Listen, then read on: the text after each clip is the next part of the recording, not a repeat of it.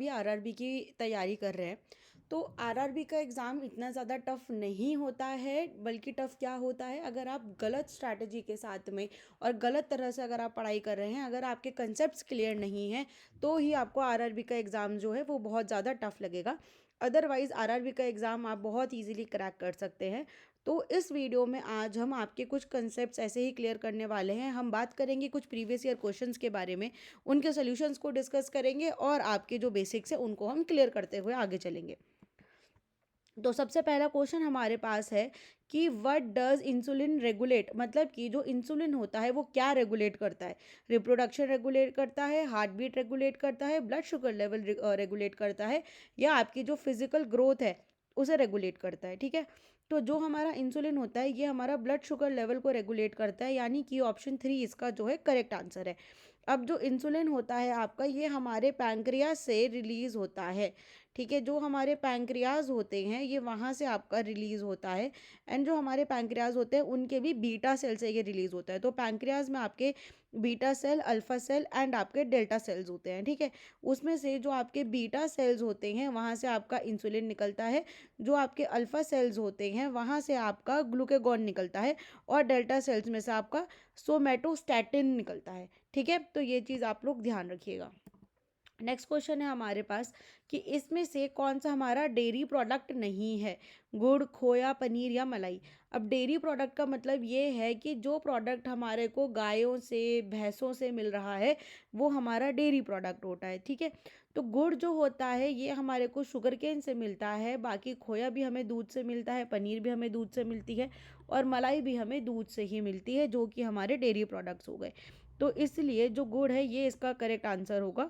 गुड़ जो है ये हमारे को शुगर केन से मिलता है। ठीक है, यह आपका विटामिन बी में, आपके विटामिन सी में एंड आपके पोटेशियम में रिच होता है। ठीक है, खोया जो होता है आपका ये आपका कंसनट्रेटेड मिल्क होता है। पनीर जो होती है आपका, ये आपका कोगुलेशन जब आपका मिल्क का होता है, जो मिल्क में आपका प्रोटीन होता है कैसीन। ठीक है, तो जो आपका मिल्क में प्रोटीन होता है कैसीन, जब उसकी कोगुलेशन होती है तो उसके कोगुलेशन से आपका पनीर का फॉर्मेशन होता है।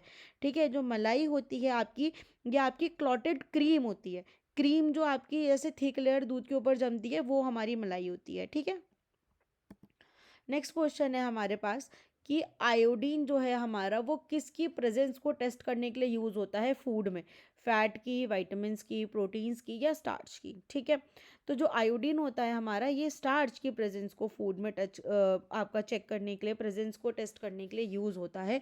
क्यों ये यूज़ होता है, क्योंकि ये स्टार्च के साथ में आपका एक कलर दे देता है। ठीक है, जो स्टार्च होता है आपका, स्टार्च की कोई ओडर नहीं होती, इसका टेस्ट नहीं होता, और ये एक वाइट मटेरियल होता है। ठीक है, जैसे घर में कॉर्न स्टार्च वगैरह आप लोगों ने देखा होगा, या आपने कस्टर्ड पाउडर भी देखा होगा घर में, जो मम्मी ऐसे यूज़ करती है ना मीठा बनाने के लिए, कस्टर्ड पाउडर या कॉर्न स्टार्च होता है आपका, जो कि स्लरी को थिक करने के लिए यूज़ होता है। ठीक है, तो वो आपने देखा होगा कि वो एक वाइट टाइप का पाउडर जैसा सा होता है। ठीक है, उसमें कोई टेस्ट नहीं होता, उसकी कोई स्मेल नहीं होती। ठीक है, और ये मेजरली आपका जो प्लांट टिश्यूज़ होते हैं वहाँ पे ये आपका स्टोर होके रहता है, और वहीं से ये हमें मिलता है, ये हमें पोटैटोज से भी मिलता है। ठीक है, मेजरली जो होता है आपका ये पोटैटोज से ही, जो हमारे कमर्शियल यूज़ के लिए होता है पोटैटो स्टार्च आपका मेजरली यूज़ होता है। ठीक है, ये हमारा एक पॉलीसेक्राइड होता है। ठीक है, जैसा आप लोगों को पता ही होगा कि आपके मोनोसेक्राइड्स होते हैं, आपके डाइसेक्राइड्स होते हैं, देन आपके पॉलीसेक्राइड्स होते हैं।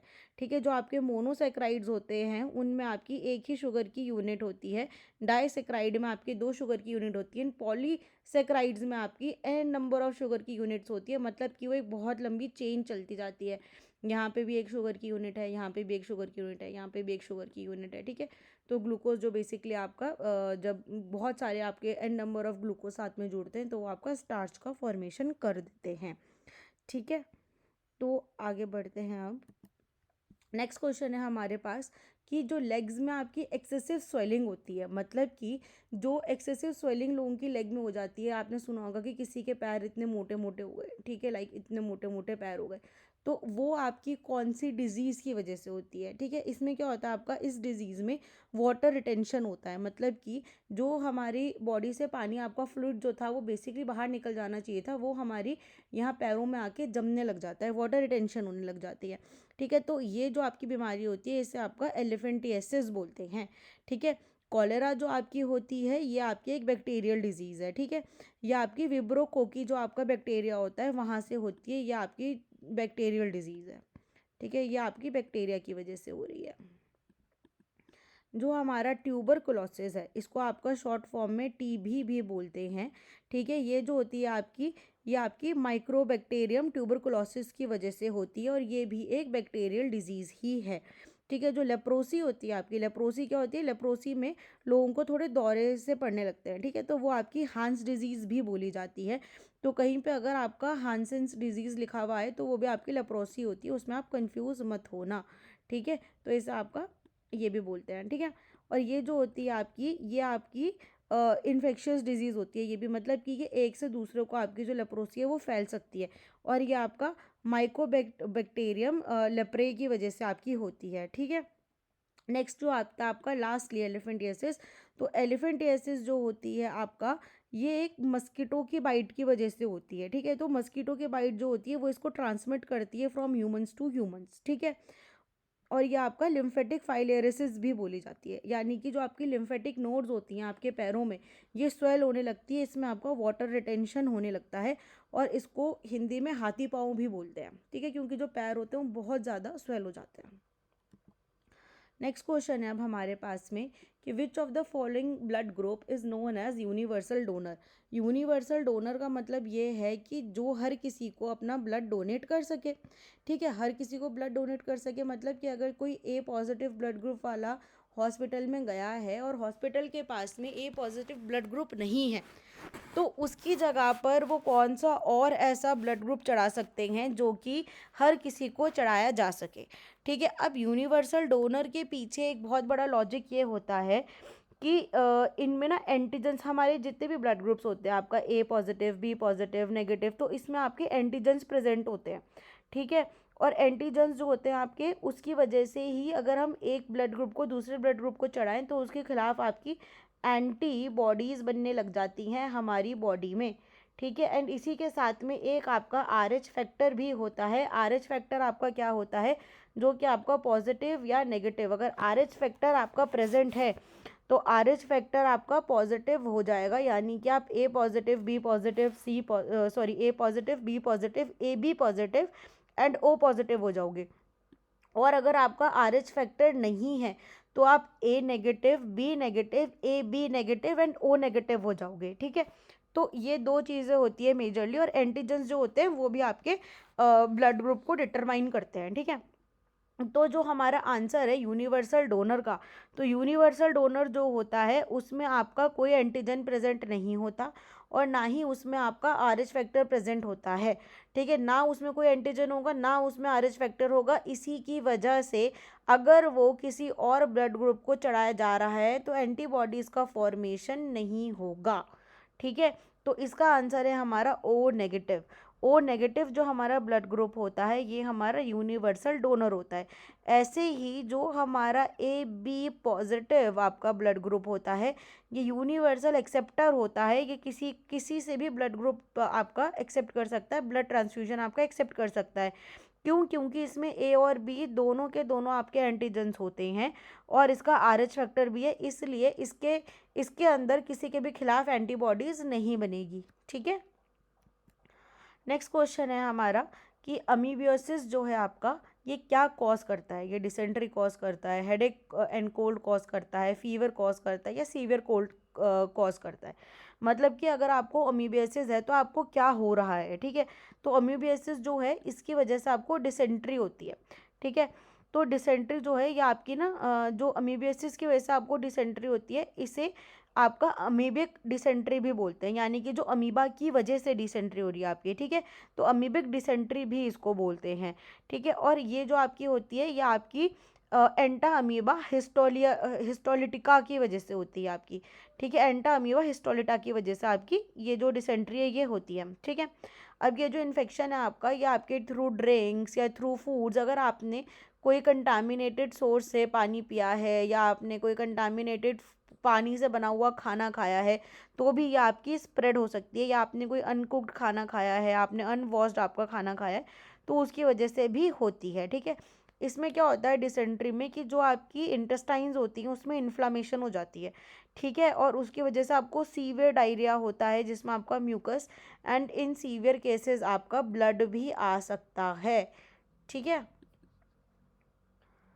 अब नेक्स्ट है हमारे पास में कि which of these plant is mainly found in desert, ठीक है, मतलब कि इसमें से कौन सा हमारा प्लांट ऐसा है जो कि मेजरली डिजर्ट में पाया जाता है, ठीक है। अब यहाँ पे हमारे पास ऑप्शन है आपका कैक्टस है, ओक है, यूकेलिप्टस है और टीक है, ठीक है। अब हमारे को ये पता है कि हमारे पास 4 टाइप के फॉरेस्ट होते हैं, ठीक है। एक होते हैं हमारे एवरग्रीन, ठीक है, एक होते हैं हमारे एवरग्रीन फॉरेस्ट, ठीक है। दूसरे होते हैं हमारे ट्रॉपिकल, ये आपके ट्रॉपिकल एवरग्रीन होते हैं। फिर आपके होते हैं ट्रॉपिकल सेमी एवरग्रीन, ठीक है। फिर होते हैं आपके ट्रॉपिकल सेमी एवरग्रीन,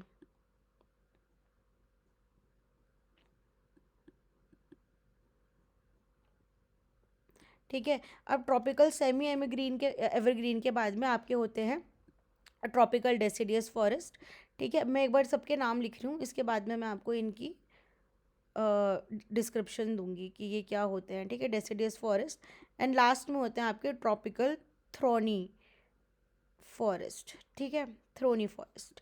ये 4 टाइप के हमारे मेजरली फॉरेस्ट होते हैं, ठीक है। अब क्या होता है आपका कि जो हमारे एवरग्रीन फॉरेस्ट होते हैं इनको आपकी रेन ज़्यादा चाहिए होती है, इनको 200 सेंटीमीटर से ज़्यादा आपकी जो रेन है वो चाहिए होती है। जो आपके सेमी एवरग्रीन फॉरेस्ट होते हैं, सेमी एवरग्रीन फॉरेस्ट जो होते हैं आपके, एवरग्रीन का मतलब ही ये है कि हमेशा ग्रीन रहेंगे, इनके ऊपर हमेशा पत्तियाँ रहेंगी, इनकी पत्तियाँ नहीं झड़ती, ये हमेशा ग्रीन रहते हैं। सेमी एवरग्रीन का मतलब होता है कि ये जो आपके फुट हिल्स होते हैं हिमालय वगैरह के, ये वहाँ पे मिलते हैं एंड ये आपका थोड़ा थोड़ा अपनी कुछ कुछ पत्तियाँ अपनी लूज़ करते हैं, कुछ पत्तियाँ इनकी रह जाती हैं, सेमी एवरग्रीन होते हैं ये, ठीक है। और इनको आपकी 150 से 200 सेंटीमीटर रेंज चाहिए होती है। देन आते हैं आपके डेसिडियस फॉरेस्ट। जो डेसिडियस फॉरेस्ट होते हैं आपके, ये जो होते हैं अपने पत्तों को झाड़ देते हैं, ठीक है, मतलब जैसी ठंडी आती है ये अपने पत्ते झाड़ देते हैं, तो ये होते हैं आपके डेसिडियस फॉरेस्ट, ठीक है। ऐसे ही एक आपके मैंग्रोव फॉरेस्ट भी होते हैं इंडिया में, मैंग्रोव फॉरेस्ट भी होते हैं हमारे, ठीक है, उस पर भी बात करते हैं। थ्रोनी फॉरेस्ट जो होते हैं आपके, इनको सबसे कम रेन चाहिए होती है, 50 सेंटीमीटर से भी कम रेन में इनका गुजारा हो जाता है। क्यों? क्योंकि जो इनकी लीव्स होती हैं वो मॉडिफाइड होती हैं आपकी थ्रोन्स में, वो लीव्स की जगह इन पे थ्रोन्स होती हैं और इनके ट्रंक्स मोटे होते हैं जो कि पानी को स्टोर करके रखते हैं, ठीक है। और अपने जो मैंग्रोव फॉरेस्ट होते हैं ये हमारे कोस्टल एरिया में होते हैं, इनकी जो रूट्स होती हैं वैसी उभरी हुई रूट्स होती हैं जो कि हमारी कोस्टल एरिया को हमारे कटने से बचाती है, ठीक है, और फ्लडिंग वगैरह पानी की जो है उससे भी प्रोटेक्ट करती है, ठीक है। अब बात आती है कि भाई ये हमारे कौन से एरिया में होते हैं, ठीक है। तो जो हमारे एवरग्रीन फॉरेस्ट होते हैं ये हमारे मेजरली वेस्टर्न घाट्स के पास है, नॉर्थन ईस्टर्न हमारी जो हिल्स हैं वहाँ पे हैं, अंडमान निकोबार आइलैंड्स में है हमारे। सेमी एवरग्रीन फॉरेस्ट जैसे कि मैंने बताया था ये हमारे हिमालयन की जो फुट हिल्स हैं वहाँ पे हैं, हमारे east part of western Ghats में, हमारे उड़ीसा में हैं, ठीक है। देन हमारे जो ट्रॉपिकल डेसिडियस फॉरेस्ट है ये हमारे मेजरली महाराष्ट्र में, कर्नाटका में, नॉर्थ इंडिया की कुछ कुछ स्टेट्स में आपको मिल जाएंगे, ठीक है। देन इसके बाद जो आपके थ्रोनी फॉरेस्ट होते हैं ये हमारे मेजरली पंजाब, हरियाणा, गुजरात, राजस्थान, जहाँ पे हमारे डिज़र्ट होता है, डिज़र्ट जहाँ पे होता है वहाँ पे हमारे थ्रोनी फॉरेस्ट होते हैं, ठीक है। और जो मैंग्रोव्स होते हैं हमारे, ये हमारे सुंदरबन वाले एरिया में सबसे ज़्यादा पाए जाते हैं क्योंकि वो हमारा कोस्टल एरिया है, ठीक है। तो ऐसे ही जो कैक्टस है हमारा, यानी कि वो हमारा क्या हुआ, वो हमारा ट्रॉपिकल थॉर्नी फॉरेस्ट का पार्ट हुआ, तो वो कहाँ पाया जाएगा, हमारा डिजर्ट में हमारा कैक्टस पाया जाएगा, ठीक है। तो इसलिए इसका सही आंसर है हमारा कैक्टस। ओक जो होता है आपका, ये आपका ट्रॉपिकल सेमी एवरग्रीन फॉरेस्ट में आपका पाया जाता है, यानी कि जैसे आपके फुट हिल्स ऑफ हिमालय हो गया, उड़ीसा, नॉर्थ ईस्टर्न स्टेट्स और east part of western Ghats, ठीक है। ऐसे ही जो आपका यूकेलिप्टस है, यूकेलिप्टस भी आपका जो होता है ये ट्रॉपिकल सेमी एवरग्रीन फॉरेस्ट का पार्ट होता है। एंड जो टीक होता है आपका, ये आपका एक डेसिडियस फॉरेस्ट का पार्ट होता है, ठीक है। आगे चलते हैं। अब नेक्स्ट क्वेश्चन है हमारे पास में कि विटामिन के का मेन फंक्शन क्या है। हमारी बॉडी के अंदर जो विटामिन के होता है, या हम बाहर से सप्लीमेंट लेते हैं तो विटामिन के हमें क्यों चाहिए होता है, ठीक है। तो विटामिन के जो हमारा होता है ये हमारा एक फैट सॉल्युबल विटामिन होता है, मतलब कि ये हमारे फैट्स में सॉल्युबल हो जाता है, ठीक है, ये एक फैट सॉल्युबल विटामिन है, ठीक है, ये आपका फैट सॉल्युबल विटामिन हो गया, ठीक है। तो अब क्या होता है कि जो आपका विटामिन के है ये मेजरली हमारे ब्लड क्लॉटिंग में हेल्प करता है, ठीक है। अब ब्लड क्लॉटिंग में ये कैसे हेल्प करता है कि ये ब्लड क्लॉटिंग के लिए जो हमारे को वेरियस प्रोटीन्स चाहिए होता है ये उसको बनाने के लिए हेल्प करता है, ठीक है, और उसको बाइंड करने में हेल्प करता है, जो हमारा प्रोथ्रोम्बिन होता है, प्रोथ्रोम्बिन। तो प्रोथ्रोम्बिन जो है हमारा वो ब्लड क्लॉटिंग के लिए हमारे को बहुत ज़रूरी होता है, और वो विटामिन के डिपेंडेंट ही हमारा प्रोटीन होता है, ठीक है। अब इसके बाद में जो है आपका जो हमारे स्किन केयर के लिए हमारे को चाहिए होता है, स्किन केयर के लिए हमारे को मेजरली विटामिन सी चाहिए होता है एंड विटामिन ई चाहिए होता है, ठीक है। तो आपने देखा होगा कि अगर किसी के नाखून ब्रिटल हो रहे होते हैं, बाल टूट रहे होते हैं, तो उन्हें विटामिन ई की टैबलेट्स देते हैं डॉक्टर, ठीक है, वो ग्रीन ग्रीन कलर के टैबलेट्स जो होती हैं। एंड विटामिन सी का तो सबको पता ही है, कितने सारे सीरम आते हैं मार्केट में, जो हमारे आजकल के इन्फ्लुएंसर्स भी बहुत ज़्यादा दिखाते हैं कि रात को अपने फेस पे विटामिन सी का सीरम लगा रहे हैं। तो स्किन केयर के लिए हमारे को विटामिन सी और विटामिन ई चाहिए होता है, ठीक है। देन जो हमारा इम्यून सिस्टम है, हमारी इम्यूनिटी सिस्टम को बूस्टअप करने के लिए हमारे को vitamin A, vitamin B, vitamin C, vitamin D and vitamin E चाहिए होता है मेजरली, ठीक है। एंड कैल्शियम एब्जॉर्प्शन के लिए हमारे को विटामिन डी चाहिए होता है। अगर आप कोई भी कैल्शियम के सप्लीमेंट्स ले रहे हो और आपने उसके साथ में विटामिन डी नहीं लिया, तो आपकी बॉडी में कैल्शियम का एब्जॉर्प्शन होगा ही नहीं, ठीक है। तो आपने देखा भी होगा कि जो कैल्शियम की टैबलेट्स होती हैं उसमें विटामिन डी कईयों में साथ में होता है, या कभी अगर आपको डॉक्टर ने दी होगी कोई ऐसी कैल्शियम दी होगी जिसमें विटामिन डी नहीं है, तो उसने साथ में एक ऐसा पाउच दिया होगा और बोला होगा इसको दूध में मिलाकर पी लेना हफ्ते में एक बार, तो वो विटामिन डी का पाउच होता है, ठीक है। और बाकी हमें सनलाइट से भी विटामिन डी बढ़िया सोर्स होता है, सनलाइट से हमारी बॉडी में खुद से विटामिन डी का प्रोडक्शन होता है, हमारी स्किन जब सनलाइट को एब्जॉर्ब करती है तो, ठीक है। नेक्स्ट क्वेश्चन है हमारे पास कि जो आपका जो ल्यूकोडर्मा है, ठीक है, ये किस जगह की डिजीज़ है, ठीक है। ल्यूकोडर्मा जो है आपकी, ये आपकी कहाँ की डिजीज़ है।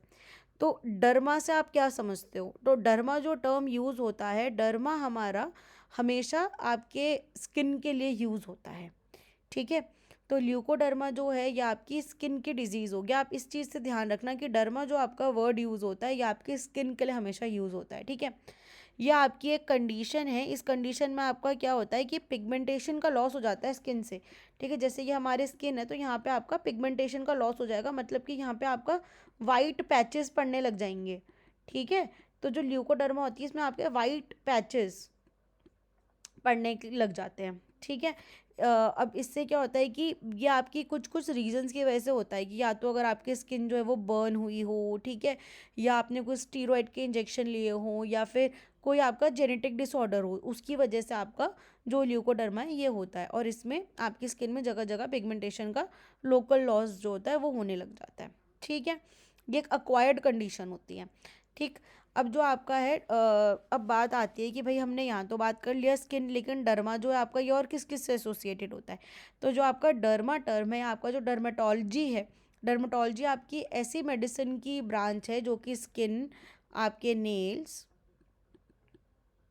आपके हेयर, ठीक है, और आपके इनके रिलेटेड जो डिजीज़ होती है उनके बारे में बात करता है, ठीक है। अब जो आपका थ्रोट होता है, थ्रोट आपका जो ENT के अंडर आता है, ठीक है। जो भी आपका ENT स्पेशलिस्ट होगा, ENT डॉक्टर होगा, वो आपके थ्रोट के रिलेटेड जो इश्यूज़ हैं उनको सॉल्व करेगा।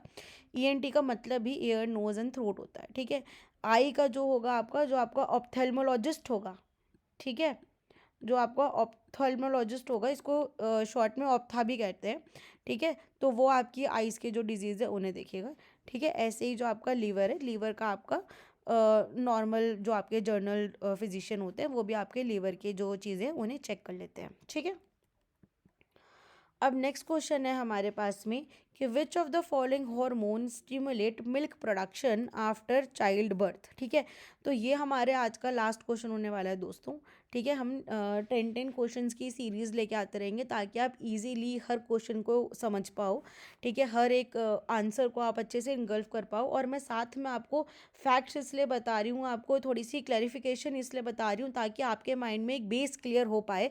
क्योंकि अगर कहीं से भी ऐसा रिलेटेड क्वेश्चन आ जाए तो आप उसे ईजिली सॉल्व कर पाओ। अगर आपको इंडिविजुअल टॉपिक्स के ऊपर क्लासेस चाहिए तो आप प्लीज़ मुझे कमेंट में बता दीजिएगा। मैं आपके लिए इंडिविजुअल क्लासेस लेके आ जाऊंगी। आपके लिए वन शॉट वीडियोस अगर चाहिए तो आप वन शॉट वीडियोस भी बता दीजिएगा। मैं एक पोल भी डाल दूंगी, आप उसके बेसिस पे जैसा बोलेंगे आपको वैसी क्लासेस मिलेंगी। ठीक है। तो ओके, अब coming back to the question, तो हमारे को ये पूछा गया है कि भाई इसमें से कौन सा हार्मोन जो है आपका वो milk production after child birth को स्टिमुलेट करता है। मतलब कि जब बच्चा पैदा होता है तो उसके बाद मिल्क का प्रोडक्शन जो होता है वो ह्यूमन बॉडी में कौन सा हार्मोन जो है वो स्टिमुलेट कर रहा है। ठीक है, तो इसका आंसर है आपका प्रोलैक्टिन। प्रोलैक्टिन जो होता है हमारा, ये आपके मेमोरी ग्लैंड्स में आपका मिल्क का प्रोडक्शन जो है उसको स्टिमुलेट करता है, मतलब कि आपका लैक्टेशन। ठीक है, अगर मिल्क प्रोडक्शन की जगह कहीं पे लैक्टेशन वर्ड आ जाए तो ध्यान रखना कि ये सेम ही होते हैं। ठीक है, तो ये क्या करता है आपका जो हमारे मैमली ग्लैंड्स होते हैं वहाँ पे आपका लैक्टेशन को यानी कि मिल्क प्रोडक्शन को प्रमोट करता है। ठीक है, स्टिमुलेट करता है ताकि इसका प्रोडक्शन हो। ठीक है, ये जो होता है आपका ये पिट्यूटरी ग्लैंड से आपका सिक्रीट होता है। ठीक है, अब क्या होता है कि मतलब कि जैसे आपके नर्सिंग का जो एक्शन होता है, ठीक है, तो उसके बाद ये जो आपका लैक्टेशन के लिए आपका हार्मोन प्रोलैक्टिन है, ये आपके उसके रिस्पॉन्स में आपका सिक्रीट होना स्टार्ट करता है। ठीक है, प्रोलैक्टिन जो है आपका ये हमारे बॉडी में और भी एसेंशियल रोल प्ले करता है। ये उस टाइम पे आपका मेटाबॉलिज्म को, आपकी इम्यूनिटी सिस्टम को और पैंक्रियाटिक डेवलपमेंट को बेबी के उसको भी ये आपका स्टिमुलेट करता है। ठीक है, तो वहीं से बच्चे का जो मेटाबॉलिज्म हो रहा है, जो उनके पैंक्रिया में डेवलपमेंट होना है, उनका जो कहते हैं ना कि जो मदर का मिल्क होता है उसमें उसके थ्रू बच्चे में एंटीबॉडीज़ जो होती हैं वो भी ट्रांसफ़र होती हैं। तो वो इसीलिए ट्रांसफ़र होती हैं क्योंकि जो प्रोलैक्टिन है वो उसके इम्यूनिटी सिस्टम को भी रेगुलेट करने में हेल्प करता है। ठीक है, अच्छा, अब इसके साथ में एक आपके लिए थोड़ी सी एक्स्ट्रा इन्फॉर्मेशन है कि जो आपका पिट्यूटरी ग्लैंड होता है उसे मास्टर ग्लैंड बोलते हैं बॉडी का। क्यों बोलते हैं? क्योंकि वो एंडोक्राइन ग्लैंड्स की एक्टिविटी को वो करता है, कंट्रोल करता है, रेगुलेट करता है। ठीक है, अब एंडोक्राइन ग्लैंड्स आपके कौन से ग्लैंड्स होते हैं जो सीक्रेट करते हैं आपके हार्मोन को सिक्रीट करते हैं। ठीक है, और इन्हें आपका डक्टलेस ग्लैंड बोलते हैं। ठीक है, डक्टलेस ग्लैंड का मतलब ये है कि इनकी ना डक्ट से नहीं होती। अब जैसे हमारा लीवर है, लीवर की भी डक्ट होती है, हमारा जो स्टमक है, स्टमक की भी डक्ट होती है। ठीक है, जो भी हमारे ग्लैंड्स होते हैं सबकी डक्ट्स होती हैं, लेकिन जो हमारे एंडोक्राइन ग्लैंड्स होते हैं इनकी डक्ट्स नहीं होती। ठीक है, ये सीधा हार्मोन जो होते हैं उनको हमारे ब्लड स्ट्रीम में ही आपका डायरेक्टली भेज देते हैं, उसी में डायरेक्टली छोड़ देते हैं। ठीक है, तो बच्चों अगर आप लोगों को भी आज की क्लास अच्छी लगी हो तो प्लीज़ लाइक शेयर और कमेंट ज़रूर कीजिएगा। और जो मैं पोल डालूंगी प्लीज़ उस पोल पे आप रिस्पॉन्स कीजिएगा, तो ही हम आपके लिए आपकी पसंद की वीडियोस जो हैं वो लेके आ पाएंगे। तो लाइक शेयर एंड सब्सक्राइब करना मत भूलिएगा। Thank you so much for today's class. मिलते हैं नेक्स्ट क्लास में।